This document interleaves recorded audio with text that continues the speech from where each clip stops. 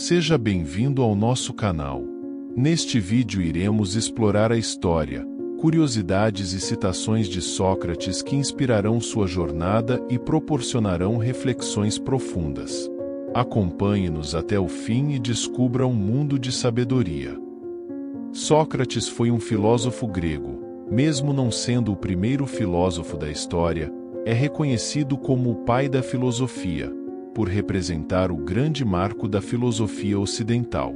Considerado um dos maiores nomes da filosofia clássica, junto com Platão e Aristóteles, Sócrates é famoso por ter contribuído para os primeiros estudos dessa área, sendo considerado, inclusive, patrono da filosofia ocidental. Deixou um importante legado ao romper paradigmas e refletir sobre crenças e valores, além de incentivar a busca pela verdade e pelo autoconhecimento. Sócrates era filho de um artesão e de uma parteira, tendo exercido o ofício do pai em sua juventude e, posteriormente, como soldado na Guerra do Peloponeso. Essa guerra foi um conflito entre as cidades-estados gregas Atenas e Esparta, no século V a.C., pela disputa do domínio da Grécia Antiga. Nasceu em uma época de ouro em Atenas, tendo vivido as heranças de Solon e Péricles, a democracia grega, e o florescimento cultural e político que tanto ficou conhecido. Salão foi estadista, legislador e poeta, que iniciou em 594 a.C. uma reforma das estruturas social, política e econômica das cidades-estados da Grécia Antiga, sendo considerado como um dos 7 sábios da Grécia Antiga, e Péricles, um dos principais líderes democráticos de Atenas na Grécia Antiga e a maior personalidade política do século V a.C. Nessa época, a atividade filosófica grega já tinha sido iniciada desde o século IV. Sofistas como Protágoras e Górgias já prestavam seus serviços aos jovens atenienses, e a política era assunto de todo cidadão grego.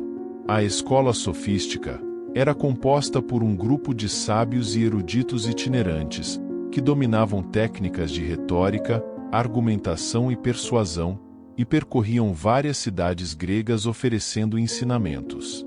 Sócrates ficou conhecido por ter iniciado um período da filosofia grega antiga, o período socrático ou antropológico, que teria surgido como uma nova saída em relação aos estudos dos filósofos anteriores, classificados como pré-socráticos, que discutiam questões relacionadas à natureza.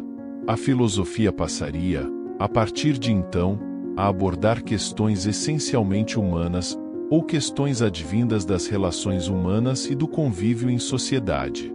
Os sofistas são chamados de pré-socráticos por terem precedido o filósofo Sócrates, cuja importância é tão grande que dividiu a história da filosofia entre os pensadores que lhe precederam e os que lhe sucederam, como Platão e Aristóteles. Sócrates gostava de desenvolver suas reflexões filosóficas conversando com jovens, em especial sobre política e religião, buscando saber o que pensavam, e fazendo com que o povo refletisse sobre a demografia que estavam vivendo. Sócrates apreciava formular perguntas para saber quem sabia o quê. Acreditava que ao dialogar, chegava-se ao conhecimento. Segundo o filósofo, não saber algo era positivo, pois assim seria possível caminhar em direção ao saber, com isso, alcançar um conhecimento seguro. Sócrates foi tido por muitos como um homem sábio, justamente por assumir não saber de nada e buscar o verdadeiro conhecimento. Da afirmação de sua ignorância, faz surgir a célebre frase: "Só sei que nada sei". Mestre de Platão, Sócrates era considerado por ele o homem mais sábio e justo de Atenas. Uma das obras mais famosas que retrata o filósofo são os 35 diálogos em forma de conversa de Platão. Não há registros de obras escritas por Sócrates. Naquela época, havia dificuldades em guardar material escrito. Além disso, relatos apontam que ele considerava a tradição oral mais importante. Confiou seus estudos, suas célebres frases e citações aos seus discípulos. Isso significa que o que realmente se sabe sobre ele é por meio dos seus alunos, entre os quais Platão, Xenofonte e Aristófanes. A filosofia maiêutica de Sócrates buscava a verdade absoluta por meio do questionamento, buscava revelar a inconsistência nas crenças das pessoas, levando-as a um estado de reflexão e autodescoberta. Seu interesse estava em identificar questões enfatizando a ética e a moral, buscando a verdade absoluta, e a definição de conceitos como justiça, coragem e virtude. Já os sofistas, diferentemente de Sócrates, defendiam o relativismo, ou seja, acreditavam que o conhecimento era subjetivo e variável, com opiniões e crenças variando de pessoa para pessoa. Valorizando a habilidade da retórica persuasiva, considerando-a essencial para o sucesso social e político. Essas diferenças filosóficas entre Sócrates e os sofistas, portanto, se relacionavam à busca pela verdade absoluta versus o relativismo, método de questionamento, ênfase na ética e relação com política, e geravam debates acalorados. Sócrates discordava da propositura filosófica dos sofistas. Considerou os sofistas como não filósofos, sendo estes apenas professores de retórica e que em nada contribuíam com o futuro de Atenas. Uma das principais críticas aos sofistas era de que sua posição baseava-se apenas em verossimilhança, quando um argumento parece verdadeiro, mesmo que não o seja. O objetivo dos sofistas seria, pela visão de filósofos como Aristóteles, apenas o de vencer o debate, sem preocupar-se com a busca pela verdade. Para provar a sua teoria, Sócrates criou um método, que posteriormente passou a ser chamado de método socrático, que consistia em utilizar a ironia. O método é estabelecido ao se efetuar uma série de perguntas ao interlocutor sobre um determinado assunto em discussão, até que uma contradição surja invalidando a suposição original, mas não para constranger o seu interlocutor, e sim para desfazer suas ilusões.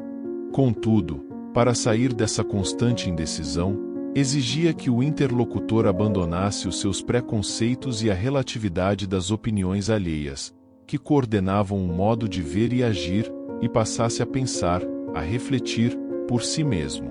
Esse exercício era o que ficou conhecido como maiêutica, que significa a arte de parturejar ou parto das ideias.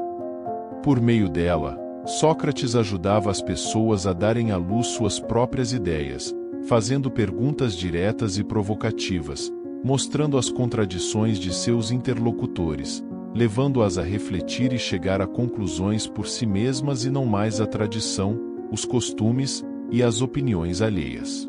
Esse método de questionamento crítico tinha como objetivo promover a autodescoberta e a busca pela verdade.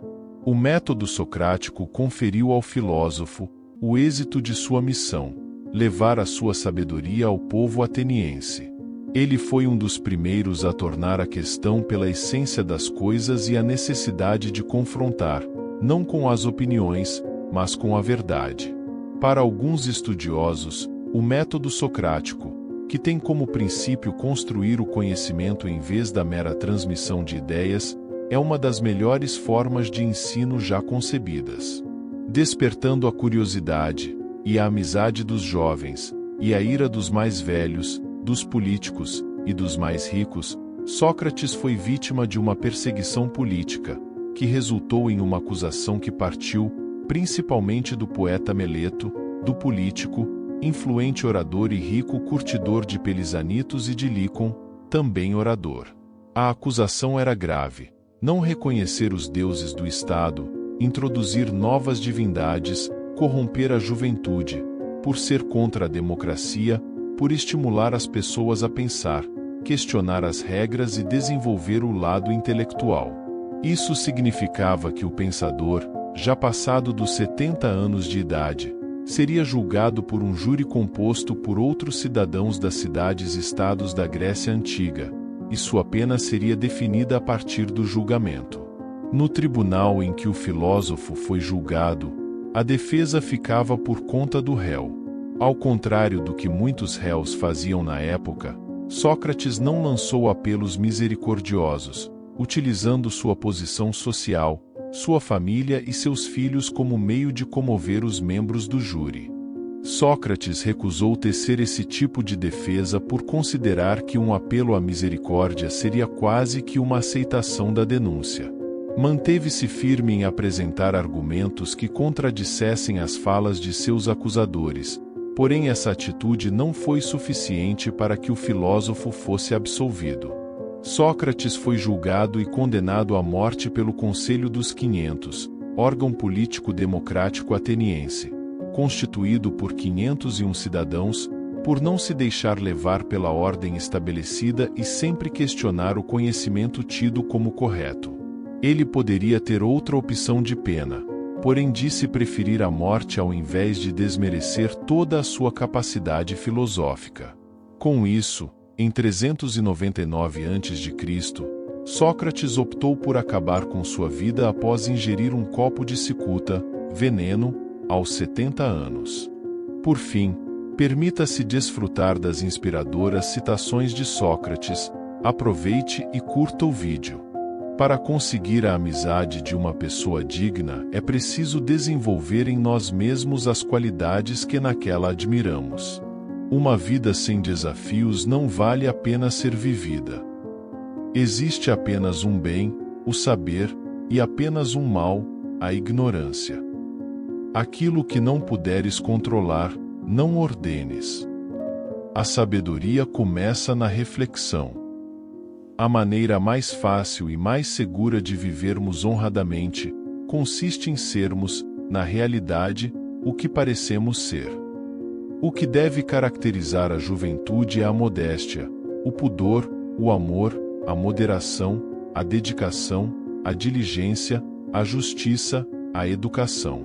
São estas as virtudes que devem formar o seu caráter.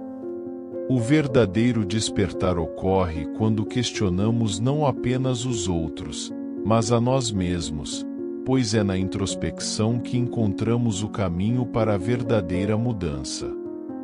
A sabedoria não está na busca de respostas, mas na coragem de questionar as certezas que nos aprisionam.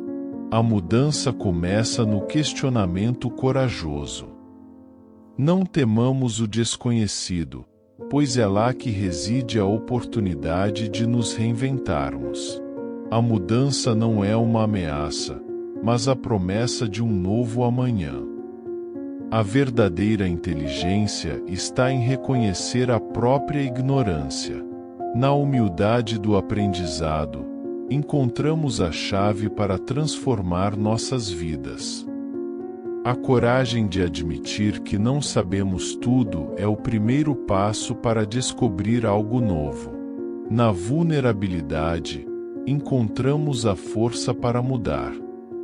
Não há crescimento sem desconforto, assim como não há mudança sem desafio. Abraçar a transformação é aceitar o convite para a evolução. A mudança não é apenas inevitável, é a única constante na jornada da vida. Aqueles que abraçam a mudança escrevem os capítulos mais fascinantes. A verdadeira revolução começa quando a mente se torna uma força de questionamento, desafiando não apenas os outros, mas a si mesma constantemente. A mente é como um solo fértil. A mudança é a semente que leva ao florescimento da sabedoria. Plante a mudança e colha os frutos da evolução. A coragem de mudar está enraizada na aceitação de que a verdade é uma jornada, não um destino. A mudança é o caminho para a descoberta constante. Não é o conhecimento em si que transforma, mas a capacidade de aplicá-lo com discernimento. A verdadeira mudança é um processo, não um evento. A prisão da mente é forjada por correntes de certezas. Quebre essas correntes e liberte-se para dançar na liberdade da mudança.